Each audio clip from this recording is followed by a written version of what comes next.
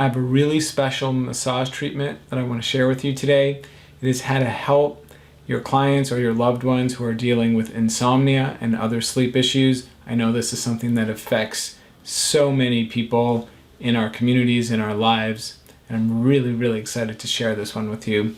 Just before we get started, there are just a couple things that I want to mention. Number one is a free course that I'm offering. It is a complete neck and shoulder massage. It's going to take you step by step and get you practicing and giving a very high level, deeply effective massage. It's my Thai massage challenge, and if you want to sign up for that, then click on the link that's here down below. And for those of you who are ready to take your knowledge really to the next level, looking for coaching, support, and a certification program that will get you practicing Thai massage at the very highest level and then help you to succeed as you're giving the practice, then check out Transformational Thai Massage, and there's a link for that down below. And lastly, don't forget to subscribe to my YouTube channel and click on the bell so that you get notifications every time I post a new video. All right, let's learn how to give an amazing massage to help insomnia. We're going to give a massage to help our partner who has insomnia. And so to get that going, first we want to set them up to be in the most comfortable way possible. We want to help to create a massage experience that is relaxing, that is nurturing, and that is grounding. So making them comfortable is a good start. So I've got a bolster here. I'm going to put that bolster underneath the legs. If you don't have a bolster, you can use pillows. And the way I'm going to do this, I'm going to start by sitting at the feet and give the legs a little shake, just to help lengthen the body, relax the back. And then with one hand, I'm pushing up on the feet. If the knees want to bend or if they want to stay straight, it's all good. Placing the bolster pretty high up the legs, and then place the legs on the bolster. And what that really helps to do is flatten the back and get the body in a really nice, relaxed position. It's also a really great idea to put a blanket over your partner. We're trying to recreate sleep. We're trying to recreate a nice, comfortable, easing into relaxation and transitioning into just the opportunity for sleep. So once I've got all that set up, I'm going to come up to the head. I've got a nice bolster waiting for me. I'm going to have a seat on this bolster so that I'm comfortable. And I've also got an eye pillow, and that's for them, again, to help create that mood, that opportunity to help transition into sleep. Now, if you don't have an eye pillow, you can use anything that is a small enough thing to comfortably go over their face. And then as far as our approach, so we said we're making a massage that is really helping them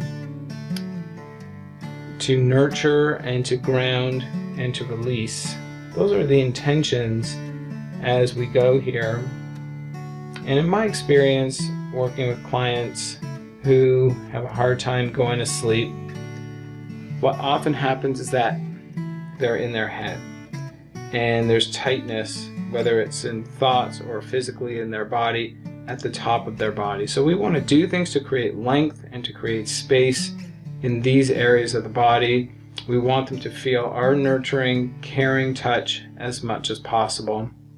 So as we press, we literally want to have that intention of grounding in our hands, of nurturing, and then that translates into a physical application in the massage. The wholeness and fullness of our hands making contact. I'm pressing right now on the top of her shoulders, where her shoulders meet the arms. There's a good pause. So what comes through when you want to create a grounding experience is let there be lots of nice pauses as you go.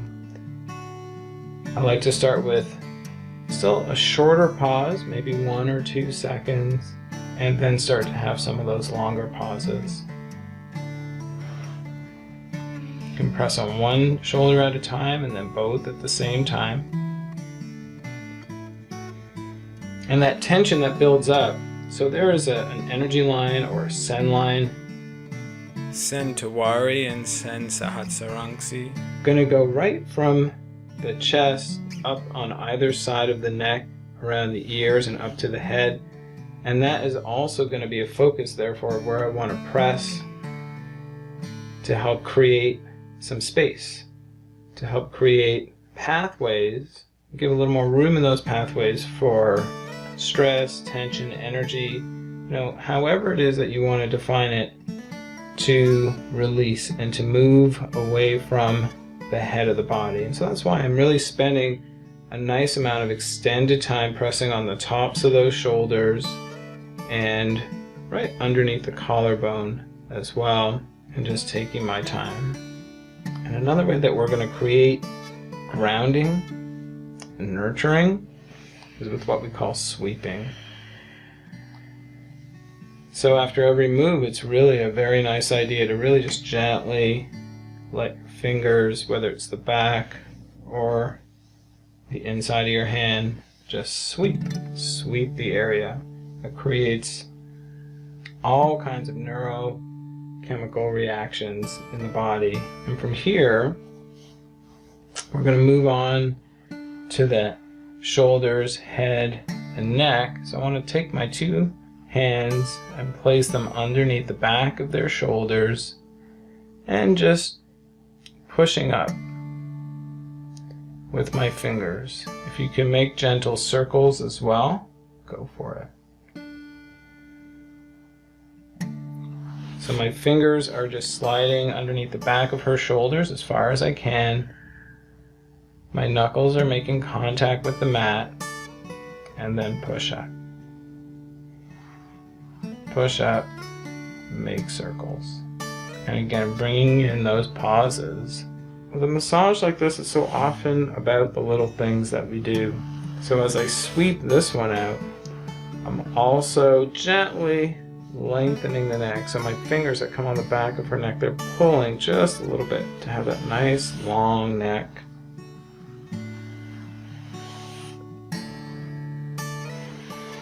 And to massage the neck, I'm going to do it one side at a time. So turning the head to one side and circles. Either with your fingertips or your thumb.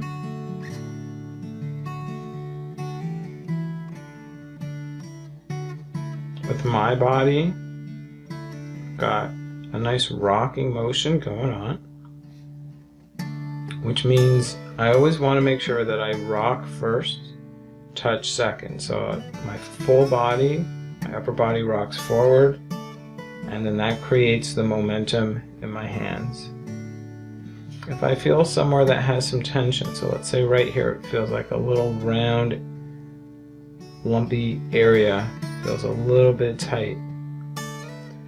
So I can always slow down and just spend some time here with my circles, maybe gently wiggling that area back and forth, and then eventually those pauses. And then look for more spots that are right near the first spot that was tight. And in this way, you can find probably 2, 3, 4, maybe even 5 places like that. Just slow down and spend just a little extra time. I think another thing that really helps when we're massaging for insomnia is that our partner feels that we're taking our time. They can feel you slowing down, and that gets transferred and translated to them as well. So that if they have a lot of thoughts going on, a busy mind, your slowing down gives them permission to organically slow down. It's not something you do. You can't ask your mind to slow down. And so that's why just being surrounded by that energy, that touch, that contact can really give them permission as well, and to trigger all that inner processes that the body knows. And so from the neck, it's really nice to head over to the ear. which is also the continuation of that sun line up the chest, the side of the neck, and then around the ear. The sun line is a meridian, it's a pathway. And in Eastern approaches to massage and really understanding the body, we have vital energy that moves in our body, and it moves like a highway on certain pathways. And so by massaging those pathways, we can help to unblock stagnant energy. We can help to allow fresh new energy to come in. So I'm very lightly letting my thumb go up and down the back of the ear, and then also gently making the circles all along the ear. And it can also be really nice after you've gone around once. Slow down and just squeezing. One hand on the back, one hand on top of the ear. It's like a light pinch almost. It feels really, really good. And then continuing on with the side of the head. Now, if you have the opportunity, of course, if you're doing this at home with someone, doing this right before bed is great. Partner's already maybe even in their pajamas, they've washed up, they've brushed their teeth, and then you're spending a few minutes on the bed or on a mat on the ground like I am, doing your massage. If you're doing this with a client, you can do it in the evening after their workday is done, then that is also ideal. And then give them even some guidance, some ideas on how to help transition after your massage is over, so that they can really carry the benefits of everything that you're doing right into sleep. So my massage on the side of the head, and then I'm going to bring her head back to center. And we can do all the same things on the other side. I usually switch the way my legs are. Still rocking though, because I use a different arm. I love to have the support sometimes of my legs making contact with my arms. So this is really for your body comfort, which, as we said, the more comfortable you are, the more relaxed you are. That also translates and gets transferred to them. So if you can see it, my elbow is making contact with my leg. And what that means is as I rock forward, my leg is pushing into my elbow and my arm, and that means my leg is helping to reduce the work that my hands are doing. My hands are essentially just like a massage tool, finding those good spots, applying some pressure, but there's no force. My hands are barely working. My legs are supporting my hands, and it's a whole body support as far as my technique, and that makes this massage effortless. So just finding more of those good spots on the side of the neck, sinking in, circling in, and pausing, bringing in a great experience, letting go of relaxation. You can hear her perhaps taking some deeper breaths. And if you're comfortable with that, you can also guide that. You can invite them, whether it's at the beginning of the massage, in the middle, like right now, I can just kind of pick up the mantle and say, hey, let's take a few more of those nice breaths together as I massage her ear. So just take a nice inhale and exhale. Inhale again and exhale. I can invite with my words to say something like, if you have a lot going on in your mind right now, this is a stressful time, just let your breath be your guide. Come back to your breath. Come back to the feel of my touch on your ear. And so what we're doing is trying to create some space, some separation from those thoughts. and letting the love and the wisdom of our body become more of what we are consciously experiencing. Feel that connection coming from the person massaging you as well. And so we're massaging the ear, massaging the head, really opening up that pathway and allowing that energy to disperse. So we start with our intention, grounding and nurturing, and then get ideas in our hands and our body about what to do and how to do that. And that gets transferred and felt on a really deep level by our partner. And so once I finish that second side, the head comes back to center, and let's work on the jaws. So many of us hold tension right here. Maybe you grind your teeth while you sleep. Another example of tension being held. Or we just tighten up here while we're sleeping. And of course, so much of that may happen when we're not conscious of it. This is a really nice place to massage to help encourage that deep relaxation, and to help encourage that because we're releasing some tension and pressure now, then they won't hold in the same way when they're sleeping. Of course, insomnia and sleep issues can certainly come in our ability to fall asleep, but then also in waking up and getting woken up and falling back asleep.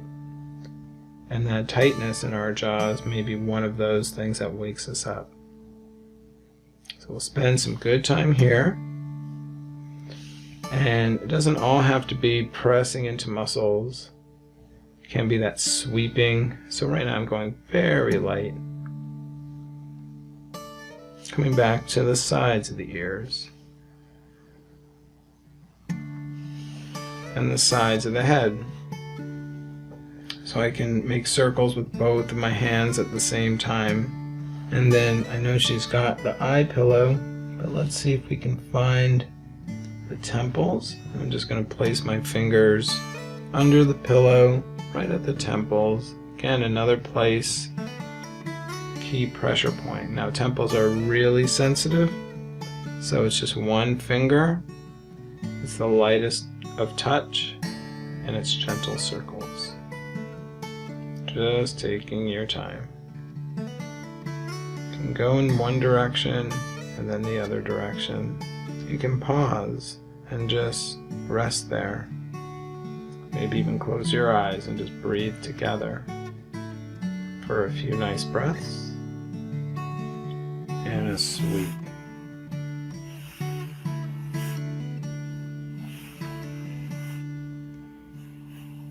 And so now we've done all these wonderful things to open up this pathway to relax mind and body.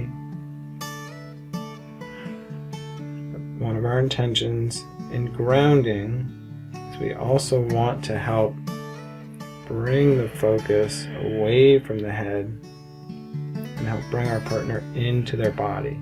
So we're going to head over to the feet to help with that. And so we will come back to the shake that we started with, holding her heels in my palms, and just shaking it out, and then leaning back in a gentle traction. So I'm sitting in what's called diamond stance on my heels. You can do this sitting cross-legged, you can put a pillow under you. It is important still that you are comfortable. Once you find your own comfort, then continue. When you're in position for foot massage, you are often on your knees if you're on a mat. If you're doing this on a bed, you could be standing at the foot of the bed. But like I said, in my case, I've been giving massage a very long time. I can have my knees all the way bent. If you need to, just tuck something between your heels and your bum to help take any pressure off. So that pulling is already pulling and literally drawing energy down the body. And I'm just going to gently let my thumbs walk up the insides, the undersides of her feet. Just a few spots wherever you feel like your thumbs can comfortably sink in. It's very light pressure, rocking to one side and press, rock to the other side and press. If your palm is making contact on the instep, well, that's great too. All that contact is wonderful. And from shorter pauses, let's give some longer pauses. Just rock first, press second. Let the pressure be effortless. Only press in your hands and thumbs as much as is comfortable for you. And the last thing we're going to do, maybe the last couple little things, we're going to come to the top of the foot. If you have another blanket or a pillow, you can place the foot there just to make it a little closer to you. It's easier to reach. And there is a sweet spot right on the top of the foot where the leg and the foot and the ankle all meet. Should feel a nice soft dip. On either side of the ankle there are these round bones, the malleolus. So if you feel that and you come together, then you can also find that spot. And so this is a pressure point. In Thai massage we call it a marma point. And the name of that marma point is Gulpha, G-U-L-P-H-A, marma. And so I'm letting my thumb make contact with it, gentle circles, and then rocking forward and sinking in, almost like I'm pulsing or pushing. And when I do this, I usually love to close my eyes because I feel like I'm pushing like a tranquilizer. Deep feelings of relaxation. Not only into the foot or even into the leg, it's like a ripple effect all the way back up the body, all the way up to the head. And after some pulsing, then I can pause and release. And so my pauses may start at 3 seconds to 5 seconds. Then I can pause for up to 10 seconds or even more. And pressure is light. If you feel a strong pulse underneath your thumb, you're probably pressing too much. I would back off. So we want to spend a good minute or two at least just pulsing and pressing Gulpha Marma. And then with our intention, with our whole presence, feel like relaxation, grounding, nurturing, and letting go. And to finish it up, I'm just going to take my fingertips, make some nice circles on top of the foot,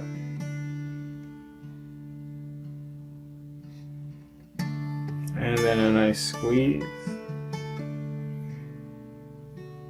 and just squeeze wherever it feels comfortable for your hands to make contact, and then all those good sweeps, all good sweeps. And once we're done the first foot, just move over, and we'll do it on the second foot. On the second foot, I'll show you what it looks like if you're sitting. And just sitting comfortably, find the malleolus on either side of the ankle, make a line in between them, and that's where you find that soft spot, Gulpha Marma. Gently pulsing and making circles, pushing in and pausing, release, and repeat those pauses a few times. Again, those pauses can eventually become 10 seconds or more. And then we're going to use our fingertips. Make these just nice, soft, but luxurious circles on top of the foot.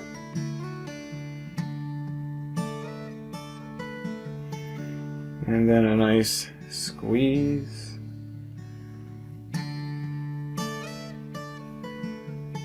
And a nice sweep.